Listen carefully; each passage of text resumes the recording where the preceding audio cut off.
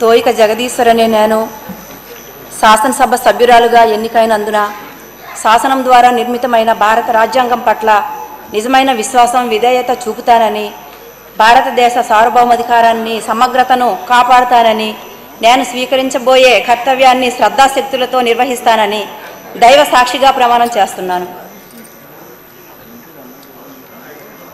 ఆంధ్రప్రదేశ్ శాసనసభ్యురాలైన తోయిక జగదీశ్వర్ అనే నేను సభా నియమాలకు కట్టుబడి ఉంటానని, వాటిని అనుసరిస్తానని, సభా మర్యాదలను పాటిస్తానని, సంప్రదాయాలను గౌరవిస్తానని దైవ సాక్షిగా ప్రమాణం చేస్తున్నాను. శ్రీమతి లలిత కుమారి కొల్లా.